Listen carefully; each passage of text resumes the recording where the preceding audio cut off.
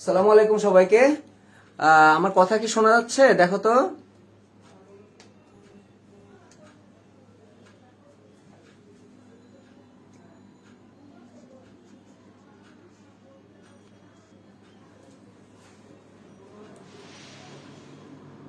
আমার কথা শোনা যাচ্ছে?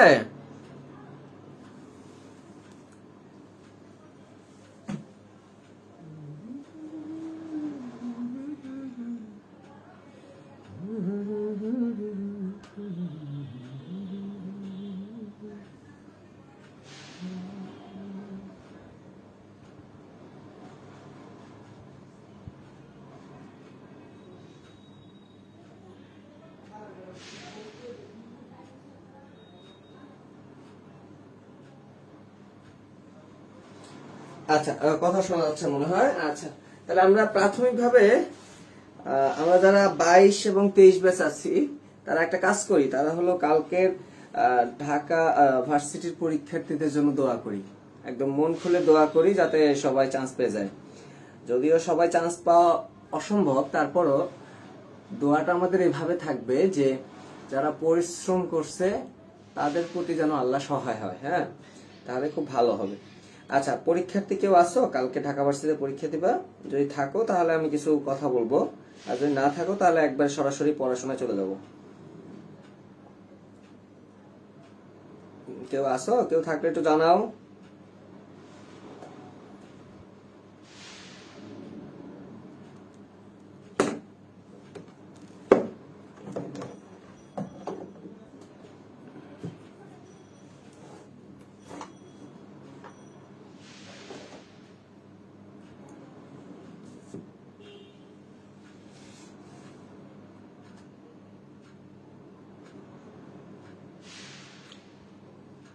আচ্ছা, অনেকেই আসো দেখলাম। ঠিক আছে, তো তোমরা যেটা করবা সেটা হলো ওই যে আচ্ছা রাতের মধ্যে ঘুমাই যাও। রাতের মধ্যে ঘুমায় মানে সকাল বাধায় দিও না।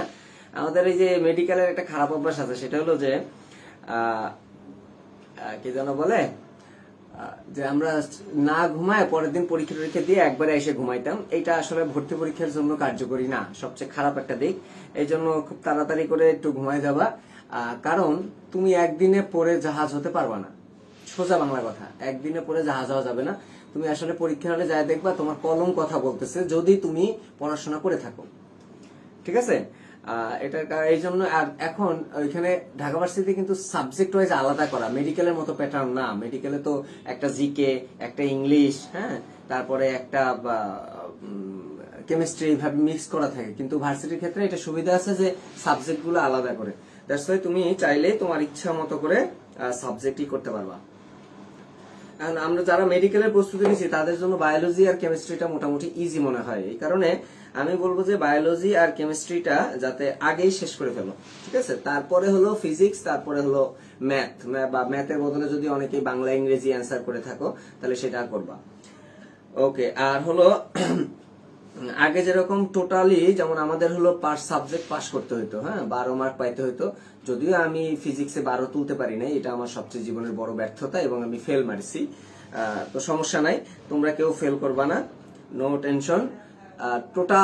টোটাল মার্ক মোটামুটি থাকলেই হয়ে যায়। আর সবাই ভয় পায় যে কত পাইলে চান্স পাবো। হ্যাঁ, তবে সত্যি কথা যেটা, এখন যেহেতু সেকেন্ড টাইমার নাই ঢাকা ভার্সিটিতে, যার কারণে দেখা যায় খুব কম মার্কে চান্স হয়ে যায়। বুঝতে পারছো? খুবই কম মার্ক।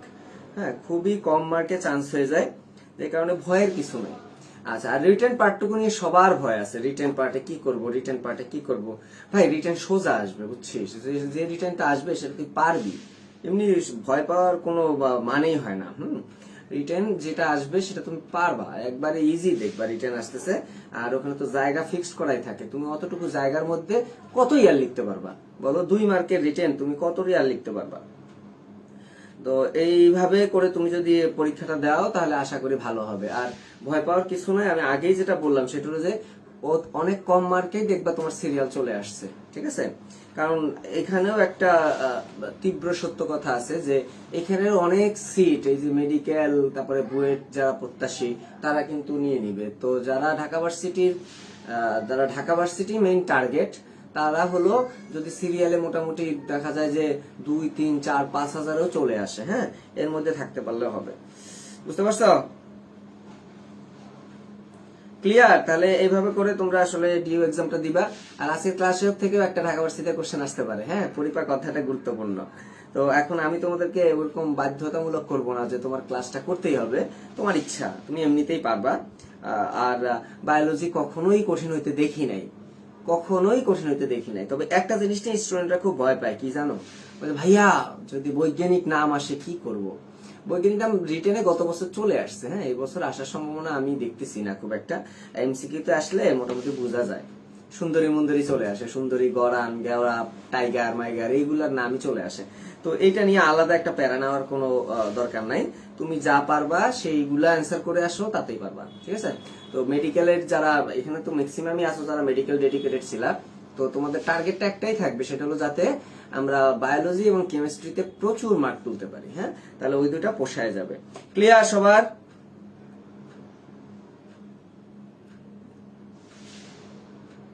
কালকে কি এমসিকিউ না? ঢাকা ভার্সিটির একটাই পরীক্ষা, সেটা হলো রিটেন এমসিকিউ একসাথে। হ্যাঁ,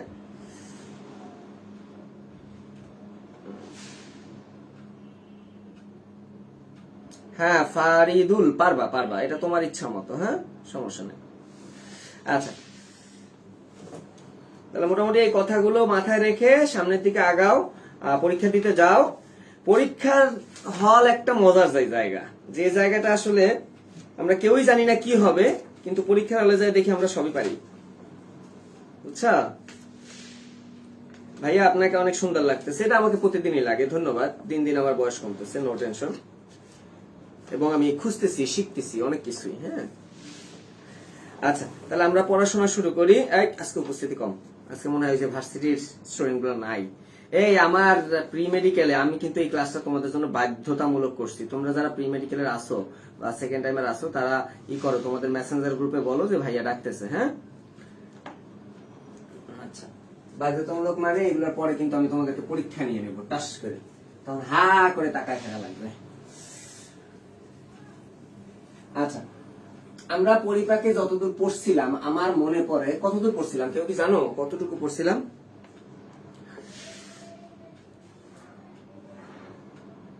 কতটুকু পড়ছিলাম মনে পড়ে আমাদের?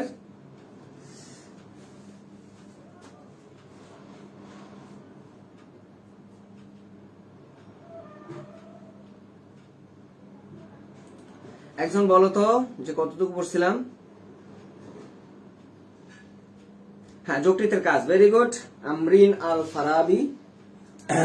যকৃতের কাজ। হ্যাঁ, যকৃতের কাজে আমরা পড়ছিলাম হলো শর্করা বিপাকে কাজ। আজকে আমরা পড়বো আমিষ বিপাকে যকৃৎ কিভাবে ভূমিকা রাখে, বা প্রোটিন জাতীয় খাবার বিপাকে কি কি ভূমিকা রাখে।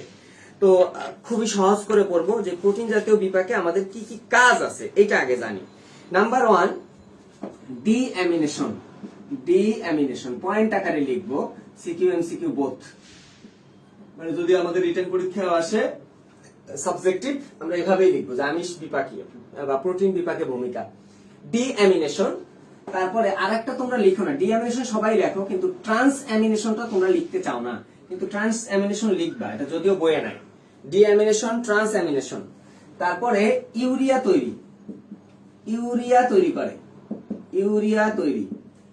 তারপরে তোমার যেটা, সেটা হলো প্লাজমা প্রোটিন সংশ্লেষণ। প্লাজমা প্রোটিন সংশ্লেষণ, প্লাজমা প্রোটিন সংশ্লেষণ। প্লাজমা প্রোটিন মানে কি ভাইয়া? প্লাজমা প্রোটিন মানে হলো রক্তের যে প্রোটিন গুলা থাকে, বুঝা গেছে? আচ্ছা, আর কিছু হরমোন সংশ্লেষণ, হরমোন সংশ্লেষণ, হরমোন সংশ্লেষণ। এখন এখানে কাহিনী আছে, কাহিনীটা হলো ছোট করা, উত্তর ছোট করা। তুমি সেটা কিভাবে করবা? এখন তোমার যদি আসে যকৃতের কাজ, এবং সেটা যদি 2 মার্ক বা 3 মার্কে আসে, তুমি এতগুলোর বর্ণনা তুমি কিন্তু দিতে পারবা না। কিন্তু যদি আলাদাভাবে আসে যে যকৃতে আমিষের বিপাকীয় ভূমিকা বা প্রোটিনের বিপাকীয় ভূমিকা আলোচনা করো, তখন কিন্তু তোমাকে এই পয়েন্টগুলো সবগুলো লিখতে হবে, এবং সাথে এগুলার একটু ডিটেইলসও লিখতে হবে। তার মানে তোমার কোশ্চেন প্যাটার্ন অনুযায়ী তোমাকে কিন্তু একটু চেঞ্জ করতে হবে। বুঝা গেছে? আচ্ছা, তাহলে দেখো, ডি অ্যামিনেশন। আমরা অ্যামিনো অ্যাসিড চিনি। অ্যামিনো অ্যাসিড মানে কি? এই যে অ্যামিনো মূলক আর থাকবে হলো অ্যাসিড মূলক। যদি কোনো একটা জিনিসের মধ্যে অ্যামিনো মূলক আর অ্যাসিড মূলক থাকে, অ্যামিনো মূলক আর অ্যাসিড মূলক থাকে, তাহলে তাকে আমরা বলে দিব অ্যামিনো অ্যাসিড। তো এখান থেকে যদি আমরা দেখো, এখান থেকে যদি অ্যামিন মূলকটাকে আমরা সরিয়ে নেই, তাহলে আমার যে প্রক্রিয়াটা সেটা হলো ডিঅ্যামিনেশন। এবং এটা এমনি এমনি হয় না, একটা এনজাইমের ক্রিয়া হয় যার নাম ডিঅ্যামাইনেজ এনজাইম, ডিঅ্যামিনেজ হয়ে গেল। তারপরে কি হবে দেখো, একটা অ্যামিনো অ্যাসিড থেকে তুমি অ্যামিনো মূলকটা সরাইলা, অ্যামিনো মূলকটা সরাইলা, আরো একটা অ্যামিনো অ্যাসিড থেকে অ্যামিনো মূলকটা সরাইলা, তাহলে কয়টা হলো? দুইটা। আর আমাদের শরীরে কার্বন ডাই অক্সাইডের অভাব নাই, তাহলে ওর সাথে তুমি কার্বন ডাই অক্সাইড যোগ করে দিলা, তাহলে তোমার যে জিনিসটা তৈরি হলো NH2CO NH2, এইটাই হলো আমার ইউরিয়া তৈরি, এবং যেটাও যকৃতে হয়। তাহলে একই সাথে দেখো আমরা ডিঅ্যামিনেশন প্রক্রিয়া আর ইউরিয়া তৈরি দুইটা কিন্তু শেষ করে ফেললাম। ডিঅ্যামিনেশন প্রক্রিয়ায় কি হয়, অ্যামিনো মূলকটা সরে যায়, অ্যামিনো মূলকটা সরে যায়, দেন আর একটা অ্যামিনো অ্যাসিড থেকে অ্যামিনো মূলক সরলো, দুইটা অ্যামিনো মূলক অ্যামিন, আর একটা হলো কার্বন ডাই অক্সাইড থেকে CO, তাহলে তিনটা মিলে NH2CO NH2, এই যে তিনটা হলো এটাই হলো আমার ইউরিয়া, যেটা যকৃতে হয়। অনেকবার আসছিল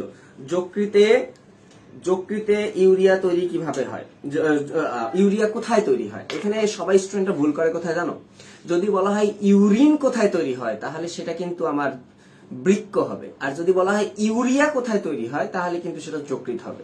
এই দুইটা জিনিস একটু খেয়াল রাখবা, হ্যাঁ। আর এই যে চক্রটা, এই যে চক্রে এই কাহিনীগুলো হয়, একটা চক্রাকারে হয়, যার নাম অর্নিথিন চক্র। কেন এর নাম অর্নিথিন চক্র? কারণ হলো এখানে অর্নিথিনটা ব্যবহৃত হয়, এনজাইম হিসেবে ব্যবহার হবে, মনে রাখবা। এবং কারণ অর্নিথিনটা আবার অর্নিথিনে ফিরে আসে। আচ্ছা, তাহলে অর্নিথিন চক্র আমরা পড়বো ইসে কি জানো বলে, ওই যে রেচন যদি পড়ি, রেচন অধ্যায়, তখন এখানে আমরা এতটুকুই জানবো। ট্রান্স অ্যামিনেশন মানে কি? ট্রান্স মানে হলো সরায়া দেওয়া, ট্রান্সফার করা। তার মানে তুমি একটা অ্যামাইনো অ্যাসিড থেকে অ্যামিনো মূলকটাকে সরিয়ে নিলা, সরিয়ে তুমি তাকে কিটো অ্যাসিডে পরিণত করলা। কেন কিটো অ্যাসিডে পরিণত করলা? কারণ এই কিটো অ্যাসিডটা পরবর্তীতে অন্য আর একটা অ্যামিনো অ্যাসিড তৈরি করবে। তাহলে এত প্যাচের দরকার নাই, আমাদের একটা লাইন ইম্পর্টেন্ট, সেটা হলো কোন প্রক্রিয়ার মাধ্যমে একটা অ্যামাইনো অ্যাসিড আরেকটা অ্যামাইনো অ্যাসিডে পরিণত হয়। যদি বলা হয় তার উত্তরটা হবে ট্রান্স অ্যামিনেশন, ট্রান্স অ্যামিনেশন। তাহলে আমরা ডিঅ্যামিনেশন জানলাম, ট্রান্স অ্যামিনেশন জানলাম, ইউরিয়া জানলাম। এবার আসি প্লাজমা প্রোটিন। প্লাজমা প্রোটিন, রক্তে যে প্রোটিন গুলা থাকে তাকে আমরা বলি প্লাজমা প্রোটিন। ভালো কথা। তো রক্তে প্লাজমা প্রোটিন কি কি থাকতে পারে? আমরা ওই যে GPA5 দিয়ে মনে রাখতে পারি, GPA5, তাই না? Globulin, albumin, fibrinogen, prothrombin. তো মনে রাখবা, যকৃতে এই গামা গ্লোবিউলিন এটা সংশ্লেষিত হয় না। তাহলে আবার বলো, সবাই একটু লেখো, দরকার আমি একটু দেখি তোমাদের কমেন্ট, যে যকৃতে কোন অ্যামিনো অ্যাসিড, কোন প্লাজমা প্রোটিনটা সংশ্লেষিত হয় না, বলো তো। GPA5 দিয়ে তুমি মনে রাখতে পারো plasma protein, GPA5, globulin, prothrombin, তারপর হলো অ্যালবুমিন, 5 এ হলো ফাইব্রিনোজেন। তো এর মধ্যে আমি একটা অ্যামিনো অ্যাসিড বলছি যেটা সংশ্লেষিত হয় না, কোনটা বল? সন্ধ্যা মালতী বলছে গামা গ্লোবিউলিন। ভেরি গুড, এইটাই পরীক্ষা আসবে ভাইয়া, এইটাই পরীক্ষা আসবে যে কোনটা সংশ্লেষিত হয় না, গামা গ্লোবিউলিন। হ্যাঁ, ভেরি গুড, গামা গ্লোবিউলিন সংশ্লেষিত হয় না, এছাড়া অন্যগুলো সংশ্লেষিত হয়। আচ্ছা, একটা জিনিস প্রায় আসে যে রক্ততঞ্চন ফ্যাক্টর, টোটাল কয়টা আছে? 13টা। আমরা সবাই জানি রক্ত চ্যাপ্টারে 13টা আছে রক্ততঞ্চন ফ্যাক্টর। তো এই রক্ততঞ্চন ফ্যাক্টর গুলোও যকৃতে তৈরি হয়। কোনটা কোনটা কোনটা কোনটা এটা পড়তে হয়, পড়ার একটা স্টাইল আছে। 1, 2, 5, 7, 9, 10, 11, 12। আমার সাথে সাথে তোমরা পড়ো, যদিও আমি তোমাদেরকে শুনতে পাবো না, কিন্তু আমি ধরে নিচ্ছি তোমরা আমার সাথে পড়তেছো। 1, 2, 5, 7, 9, 10, 11, 12। বলো সবাই, বলো না, লেখো তো দেখি। 1, 2, 5, 7, 9, 10, 11, 12। দেখো, আমার ক্লাস নেওয়ার সময় আমার একটা উদ্দেশ্য আছে। উদ্দেশ্যটা হলো যে তুমি এত কষ্ট করে একটা ক্লাস করো, এই ক্লাসের পরে তুমি যদি আবার বাসায় পড়া লাগে, এই ব্যাপারটা আসলে আমার পছন্দ না। আমি ম্যাক্সিমাম টাইমে এটা অ্যাভয়েড করার ট্রাই করি। তুমি ক্লাসে আসো মানে তুমি এতটুকু টাইমে যা শিখতে পারো, এটা তোমার অনেক দিনের শিক্ষা। এবং এই কাহিনীটা আসলে আমার ক্ষেত্রেও ঘটতো। আমি মেডিকেলে যতগুলো ক্লাস করছি, যে ক্লাসটা করতাম, আমি চেষ্টা করতাম যে ক্লাসের মধ্যেই যেন শেষ হয়। আমি আবার বাসায় যাই পড়বো কি, বাসায় যায় কত কাজ আছে, হোস্টেলে যায় ফুটবল খেলা আছে, ম্যাচ থাকতো ডেইলি, ক্রিকেট খেলা থাকতো, ক্যারাম খেলা থাকতো, কত খেলা থাকতো। আটকায় গেল কেন?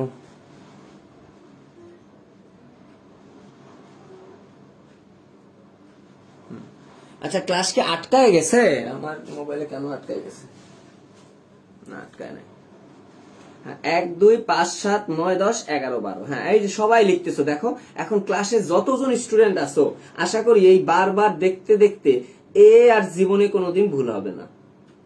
ঠিক আছে, এইটাই হলো আমার উদ্দেশ্য। ক্লিয়ার?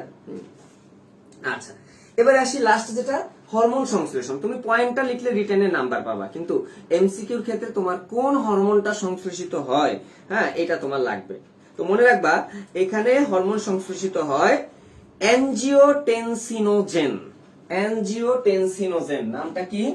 অ্যানজিওটেনসিনোজেন। একটা মজার জিনিস শিখতে পারবা অনেক কিছু, এই নামটা দিয়ে তুমি অনেক কিছু শিখতে পারবা। বেসিক ক্লিয়ার করো। দেখো,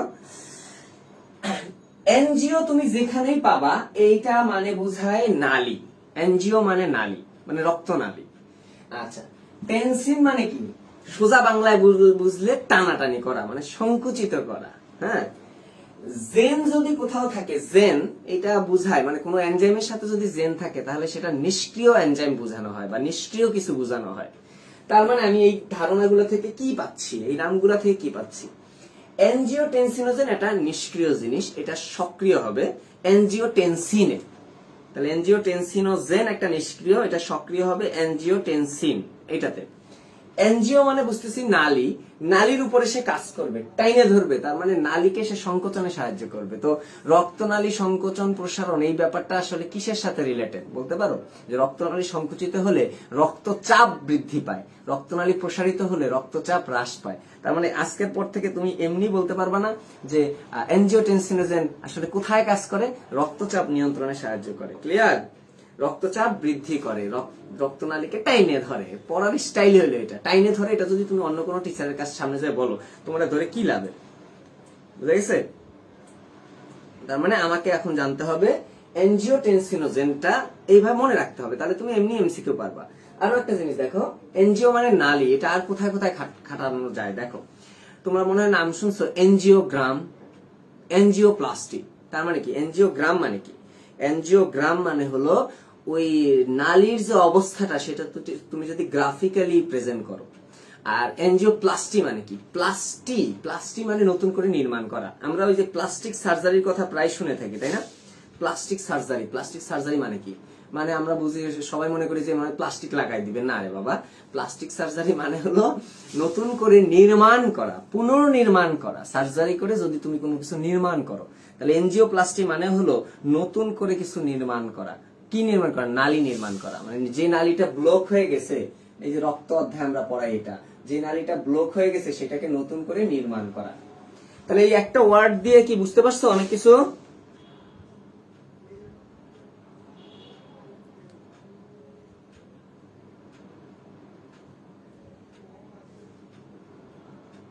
বুঝতে পারছো? আচ্ছা, একটু ভিডিও আটকাচ্ছে মনে হয়, আমার এখানেও মাঝে মধ্যে একটু আটকে যাচ্ছে।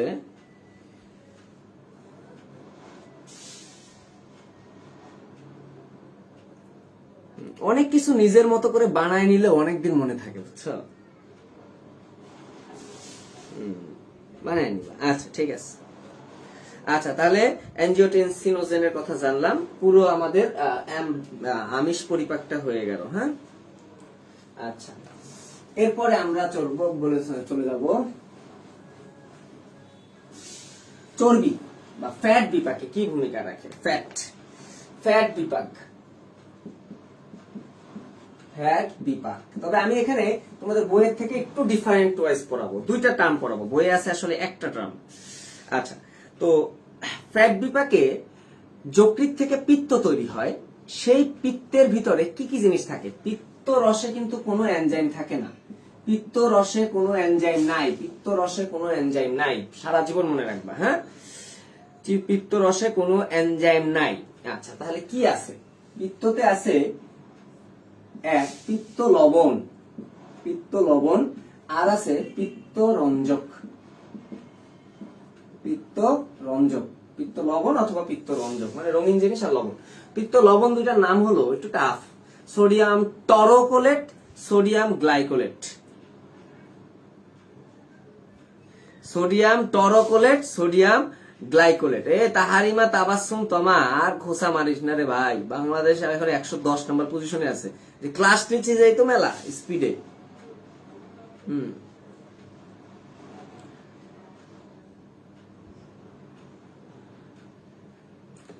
আচ্ছা, পরিপাক আর বিপাকের মধ্যে পার্থক্য কি? খুব কঠিন করে বলবো না, এক লাইনে বলে ফেলবো। হ্যাঁ, পরিপাক মানে হলো ডাইজেশন, ডাইজেশন মানে হলো সেখানে এনজাইম কাজ করে তাকে দ্রবণীয় অংশে পরিণত করবে। আর বিপাকটা হলো ওই দ্রবণীয় অংশটাকে তোমার কোষ পর্যন্ত চলে যাবে। বিপাক মানে মেটাবলিজম, একটা ডাইজেশন আর একটা হলো মেটাবলিজম। কোষ পর্যন্ত যদি চলে যায়, সেখানে যে কাজ করা, কোষের ভিতরে কাজ করা, এটা বিপাকের মধ্যে পড়বে। আর হলো পরিপাকটা হবে, পরিপাকটা হলো এই যে এনজাইম, তারপরে দাঁত যান্ত্রিক ভাবে তুমি ভাঙবা, ছোট ছোট জিনিস করবা, এগুলা। হ্যাঁ, আচ্ছা, রেদওয়ান আহমেদ আর একটা জিনিস বলছে, 99.99% পানি। ভেরি গুড, পানির পরিমাণটা লাগবে। হ্যাঁ, সোডিয়াম টরোকোলেট, সোডিয়াম গ্লাইকোলেট। আর পিত্ত রঞ্জক আছে দুইটা, একটা হলো বিলিরুবিন আর একটা বিলিভার্ডিন। বিলিরুবিন হলুদ, এই যে আমাদের জন্ডিস হলে যেটা হয়, সারা শরীর হলুদ হয়ে যায়, কি কারণে? বিলিরুবিনের কারণে। আর বিলিভার্ডিন, বিলিভার্ডিনটা হলো সবুজ। সবুজটা কি কারণে হয় বলতে পারো? এটা তোমাদের হোমওয়ার্ক থাকলো, সবুজ কেন হয়? বিলিরুবিন হলুদ হয়, ঠিক আছে, বিলিভার্ডিন কেন সবুজ হয়, এইটা তোমরা হোমওয়ার্ক থাকলো, দেখি পারো কিনা। পুরো ক্লাস টাইমের মধ্যে তোমরা এই উত্তরটা করবা। আচ্ছা, এই দুটো জিনিস গেল। এখন দেখো লবণ, লবণ গুলাকে আমার কাছে অনেক অনেক অনেক সময় চাকু চাকু মনে হয়, চাকুর মতো কাটতে পারবে, চকচক করে। হ্যাঁ, তো এইভাবে মনে রাখবা যে চর্বি জাতীয় খাবার বা ফ্যাট জাতীয় খাবারটাকে এই পিত্ত লবণ গুলা ছোট ছোট অংশে ভাগ করে, এবং এই পিত্ত লবণ দিয়েই হয়। এই প্রক্রিয়াটাকে বলা হয় ইমালসিফিকেশন। ইমালসিফিকেশন, তাহলে ইমালসিফিকেশন প্রক্রিয়াটা, হ্যাঁ, ইমালসিফিকেশন প্রক্রিয়াটা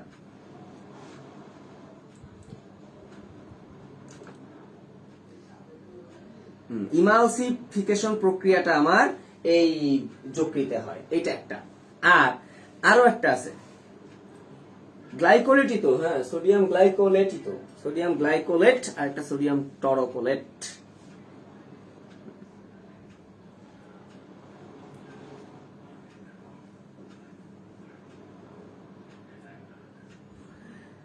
এই যে ম্যারি কুরি এই যে বিলিয়ন বাচ্চাটা বলে দিছে, আর অনেকেই তো বলছে আয়রন, আয়রন থাকার কারণে আয়রন সবুজ, আয়রনের অভাবে সবুজ হয়, আয়রনের জন্য হয়। হ্যাঁ,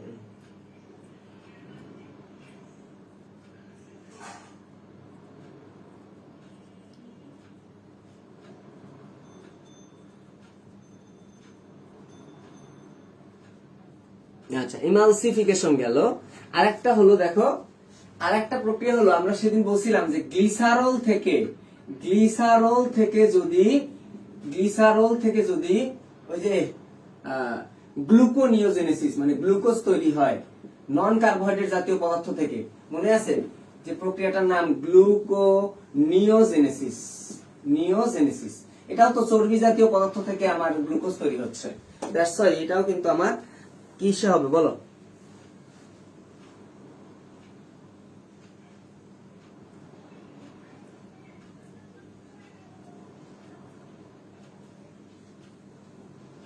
গ্লুকোনিওজেনেসিস প্রক্রিয়াটা আমাদের এই যে ফ্যাট বিপাকে অংশ নেবে।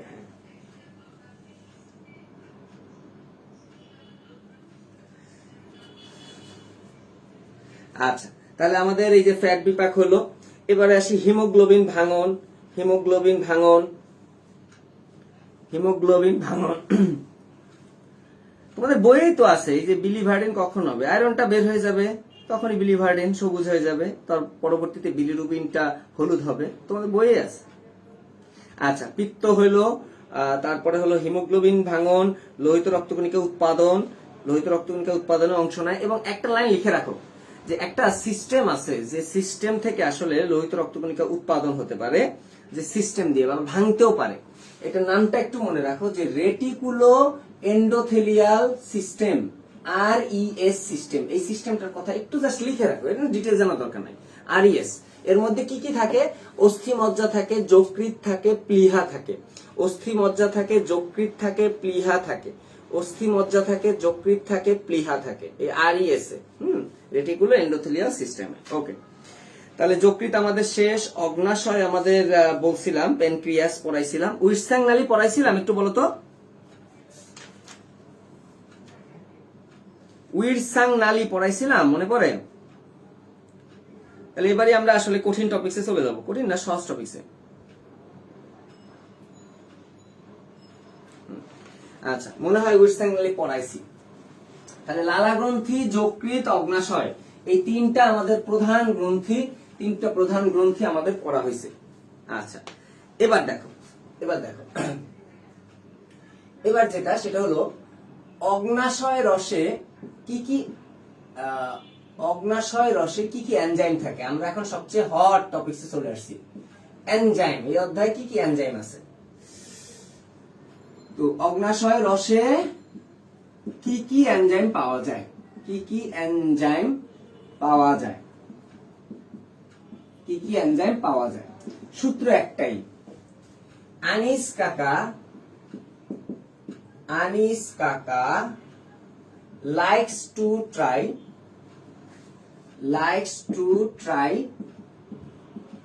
কোলা ব্যাং ফ্রাই। এই যে একটু মজার এই সূত্রটা দিয়ে তুমি অগ্নাশয় রসে কি কি এনজাইম আছে সবই তুমি পারবা। ঠিক আছে, আনিস কাকা লাইকস টু ট্রাই কোলা ব্যাং ফ্রাই। দেখো, আনিসে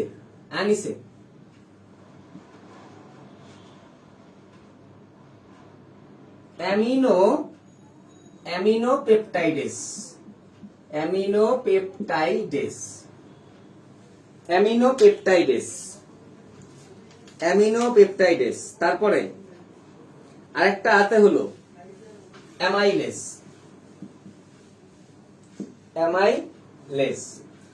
তারপরে একটা কাতে হলো কার্বক্সিপেপটাইডেস,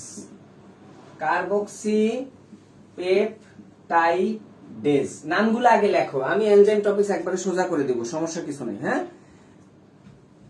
কার্বক্সিপেপটাইডেস। আর একটা কতে হলো কাইমোট্রিপসিন,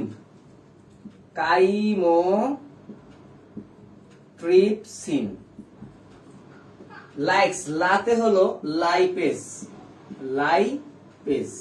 আচ্ছা, টু ট্রাই মানে দুইটা টি থাকবে, একটা হলো ট্রাইপেপটাইডেস,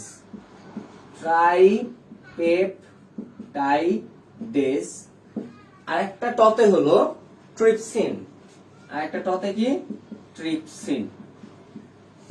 কোলা ব্যাঙে কোলাতে হলো কোলাজিনেস, তারপরে ফতে হলো ফসফোলাইপেজ, আর ইতে হলো ইলাস্টেস। আচ্ছা, এই হলো আমার অগ্নাশয় রসে কি কি এনজাইম পাওয়া যায়।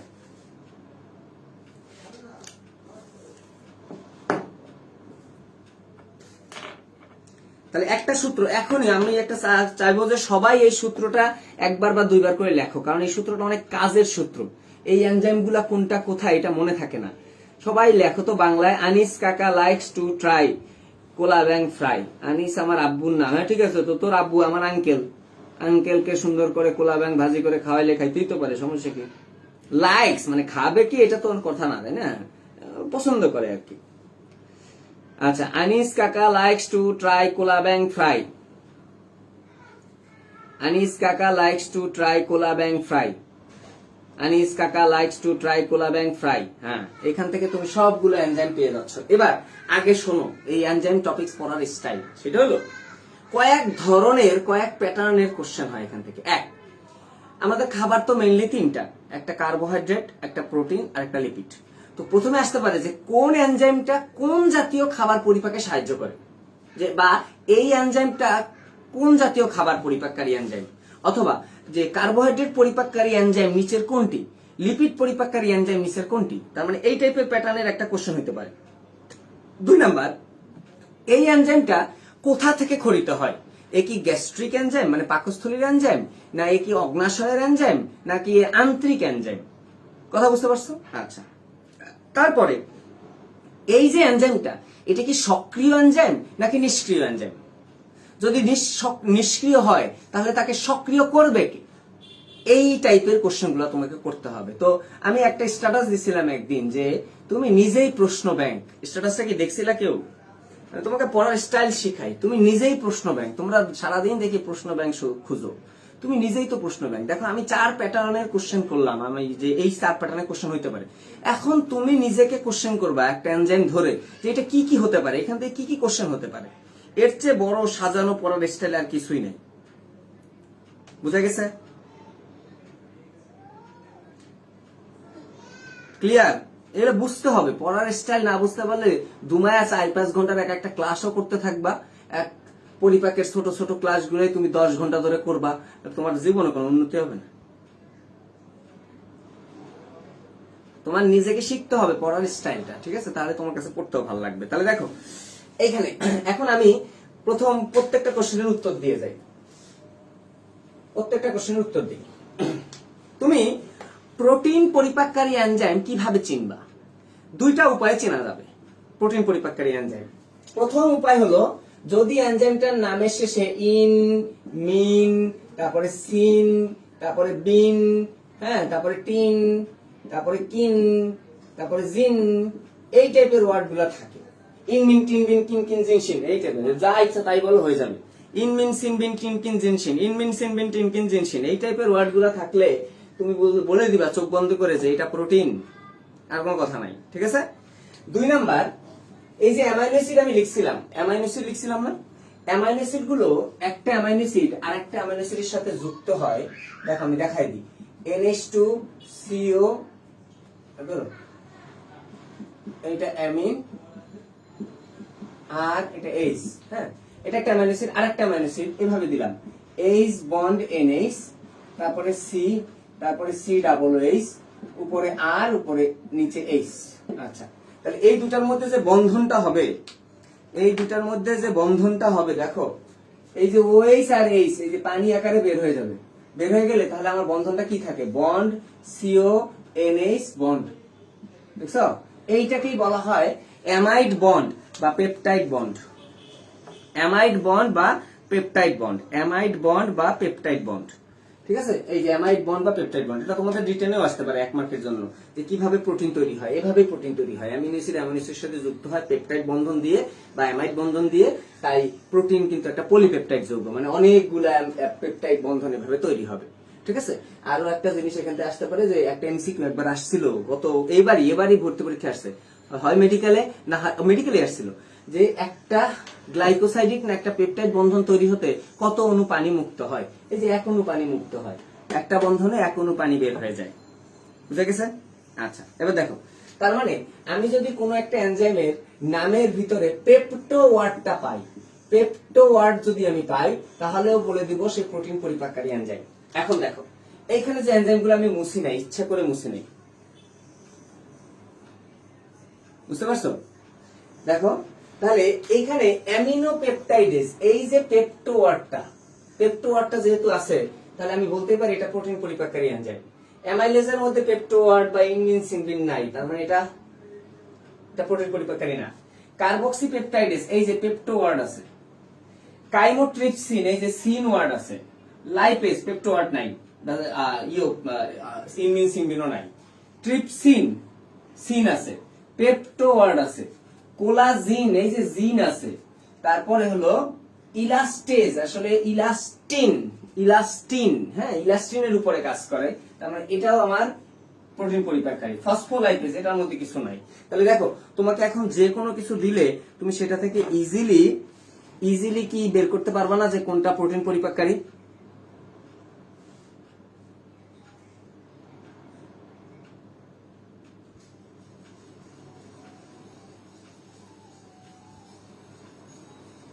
পারবা কিনা বলো? তোমাকে পড়া আসলে লিখে হবে না, তুমি জাস্ট নিজের ব্রেনকে খাটাও। তুমি অধ্যায় একটা ধরবা, সূচিপত্র ধরলেই যাতে বলে দিতে পারো এই অধ্যায়ে এই জিনিসগুলো আছে, এগুলো আমি পারি, ঠিক আছে? পারবা না? এখন এনজাইম দেখলে বলতে পারবা না? হ্যাঁ পারবা। তাহলে বাকিগুলো আমি কিভাবে চিনবো? দেখো, তুমি মনে রাখবা লিপিড পরিপাককারী এনজাইম চেনার উপায়, লিপিড বা চর্বি পরিপাককারী এনজাইম চেনার উপায় হলো শুধুমাত্র লাইপেজ ওয়ার্ডটা থাকবে। আর লিপিড, কোলেস্টেরল তো অবশ্যই লিপিড জাতীয়, তার মানে কোলেস্টেরল যদি থাকে, কোলেস্টেরল যদি থাকে তাহলে আমরা ওটা লিপিড পরিপাককারী বলে দিব। তাহলে এখান থেকেই খোঁজার চেষ্টা করি না। দেখো এই যে লাইপেজ ওয়ার্ড আছে, মানে এটা চর্বি পরিপাককারী এনজাইম।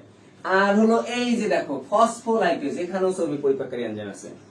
এখন আমি যদি বলি কোলেস্টেরল এস্টারেজ, এটা বললাম, তাহলে এটা কি জাতীয় পরিপাককারী এনজাইম হবে বলো?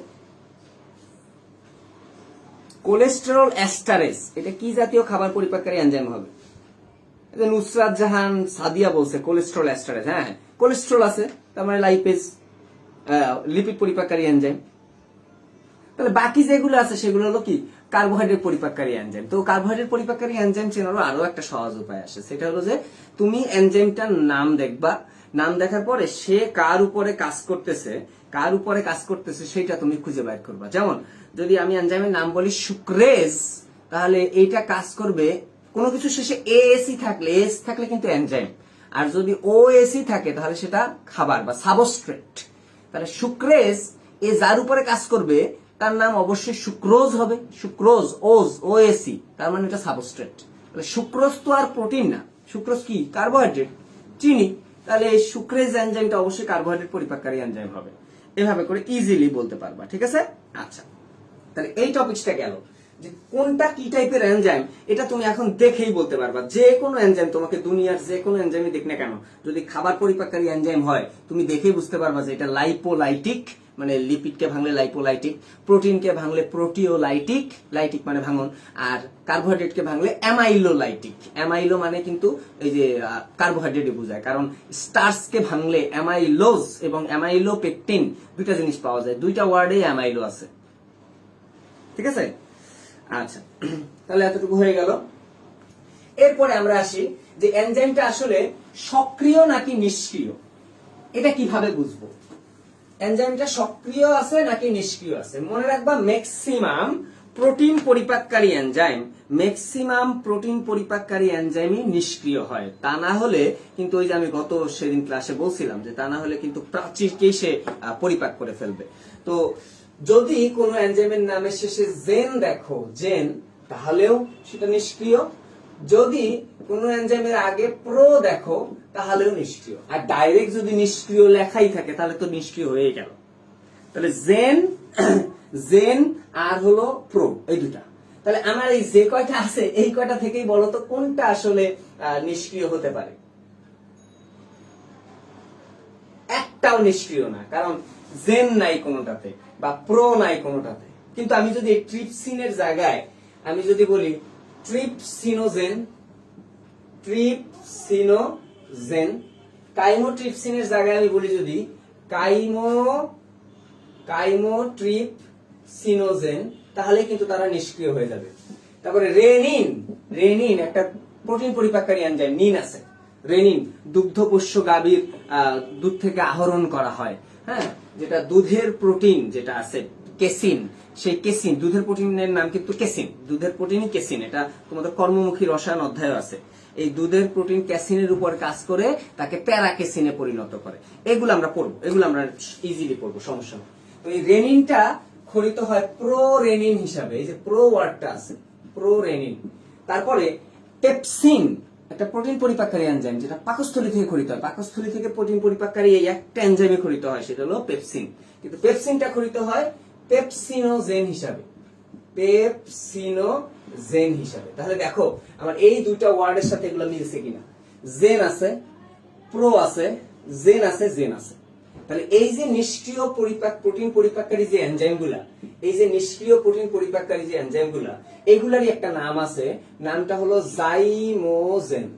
1 মার্কের জন্য রিটেনে আসবে জাইমোজেন কি, তখন বলবা জাইমোজেন কি, তখন বলবা নিষ্ক্রিয় প্রোটিন পরিপাককারী এনজাইমকেই জাইমোজেন বলা হয়। তাহলে এমসিকিউ যদি আসে যে নিচের কোনটি জাইমোজেন, তাহলে তোমাকে কিন্তু এই নিষ্ক্রিয় খুঁজতে হবে।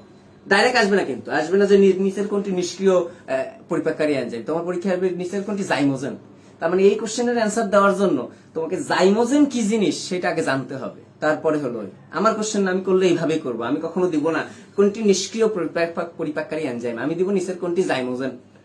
তোমাকে তাহলে এই কোশ্চেনের উত্তর দিতে হলে তোমাকে জাইমোজেন আগে শিখতে হবে, ঠিক আছে? আচ্ছা, তাহলে দেখো, যেহেতু এগুলো জাইমোজেন বা নিষ্ক্রিয় পরিপাককারী, তাহলে এদেরকে সক্রিয় করতে হবে। তাহলে সক্রিয় করি। পেপসিনোজেনের সক্রিয় রূপ হলো পেপসিন।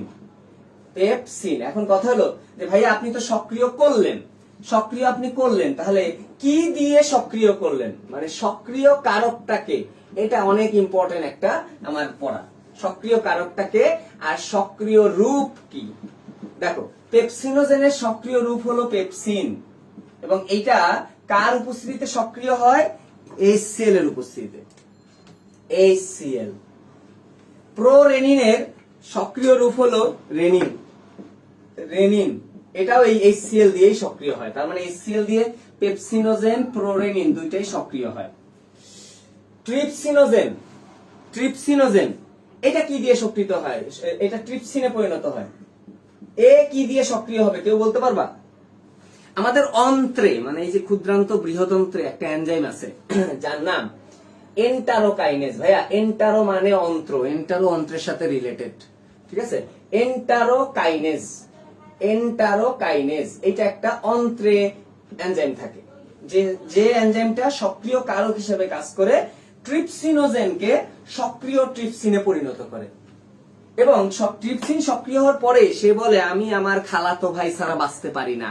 তার মানে সে বলবে সে এই কাইমোট্রিপসিনকেও সক্রিয় করে ফেলবে। তার মানে কাইমোট্রিপসিনকে সক্রিয় কারকের নাম হলো ট্রিপসিন, এবং কাইমোট্রিপসিনোজেন কাইমোট্রিপসিনে পরিণত হয় সক্রিয় হয়ে। এই টপিকটা কি বুঝছো কিনা সবাই বলো?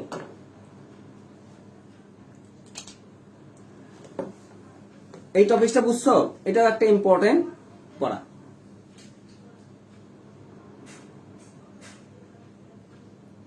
কোনটা কোথায় ভুল করা যাবে না, হ্যাঁ? এন্টারোকাইনেজ কোথায়? আজকে নেট জঘন্য, আমার এই মোবাইলেও আটকায় যাচ্ছে, বুঝলাম না।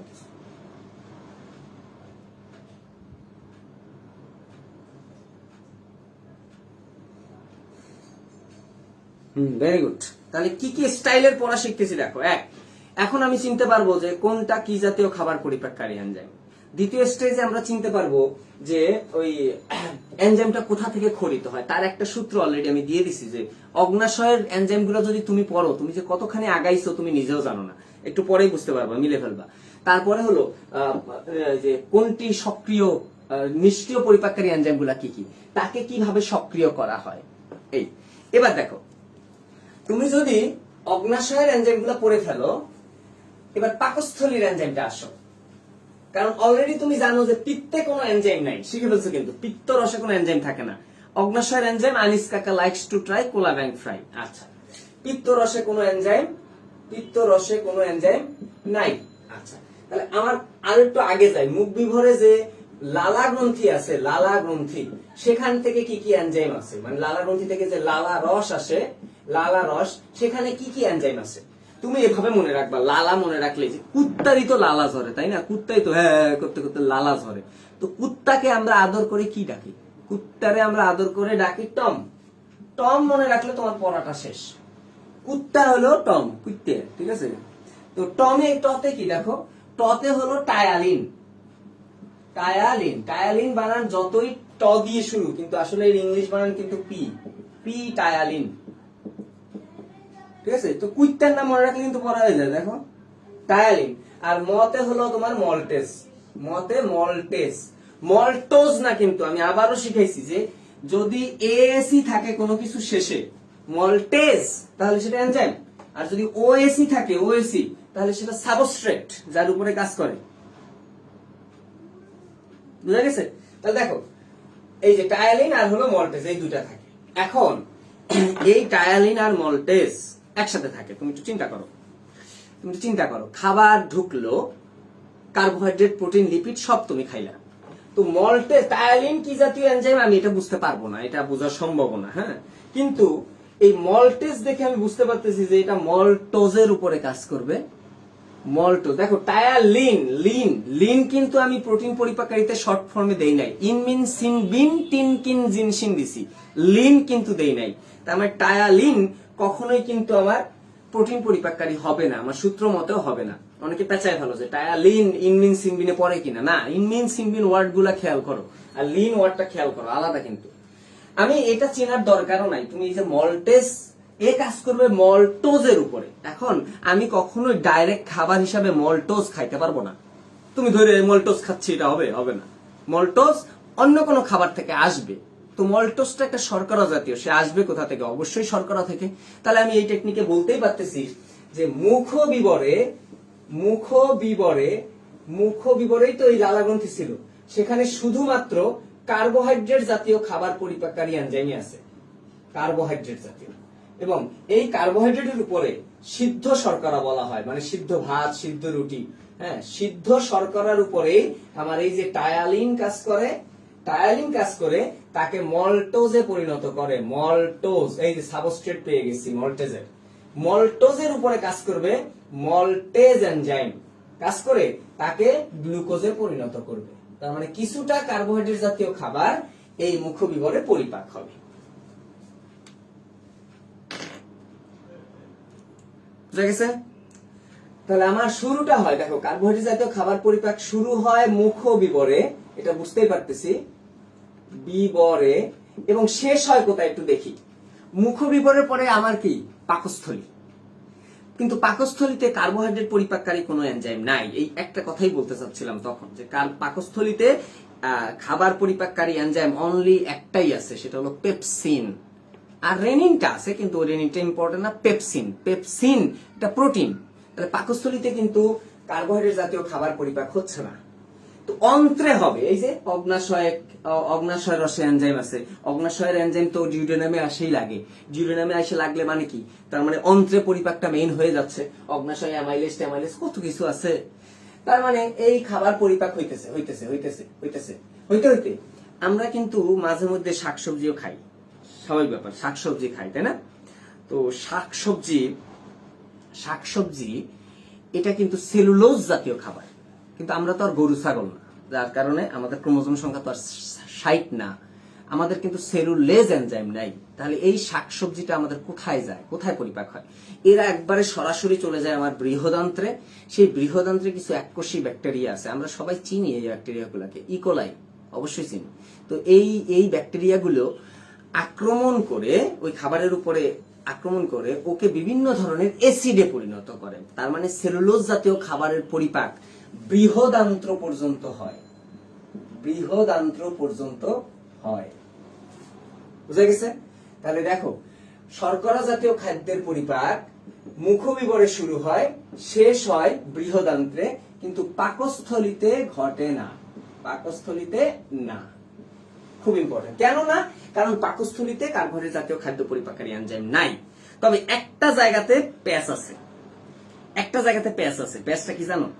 যে এই যে টায়ালিন, এই টায়ালিনটা মুখবিবরে কাজ শুরু করলেও, খাবার কি তুমি মুখবিবরে নিয়ে বসে থাকো? তুমি কি গরু এরকম না চাবায়? কিন্তু আমরা তো গরু না, আমরা খায়া পানি খেয়ে ফেলি।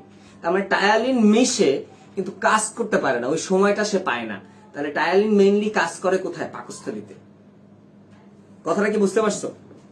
যে টায়ালিনের ক্রিয়া মুখবিবরে শুরু হলেও আসলে আসল ক্রিয়া বা কাজ সম্পন্ন হয় পাকস্থলীতে। এটাকে আবার বললো না যে পাকস্থলীর পরিপাক, কারণ টায়ালিন এনজাইম সে ধার করে নিয়ে আসছে।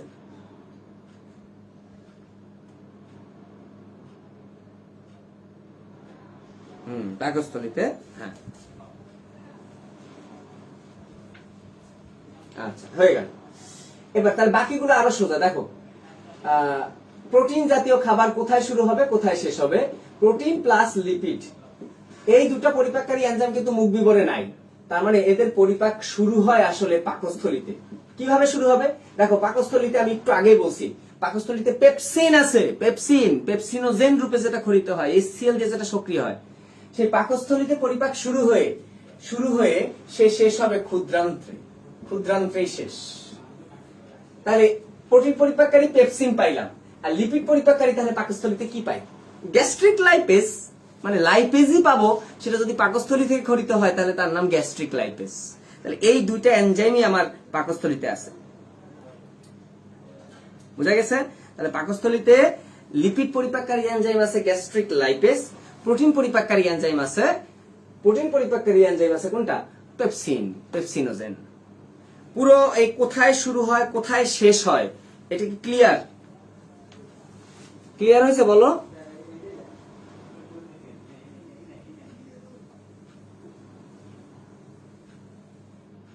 তাড়াতাড়ি বলো, তাড়াতাড়ি বলো।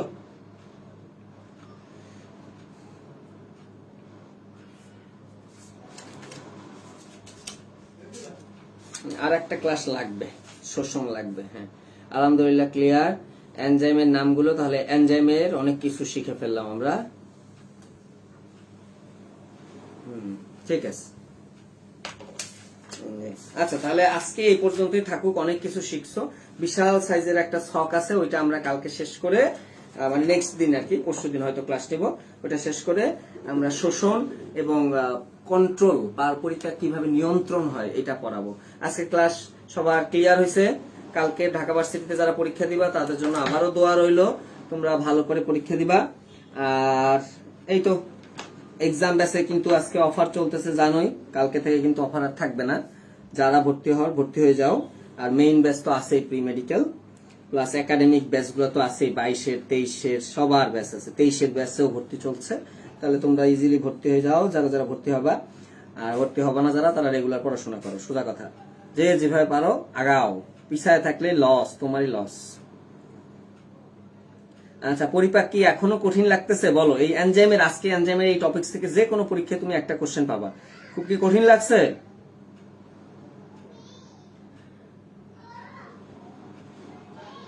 খুব কি কঠিন লাগছে বলো? আচ্ছা, নেট এমনি ডিস্টার্ব করতেছে, নাহলে আমি আর একটু পড়াইতাম। যতখানি পড়াইছি কঠিন লাগছে নাকি?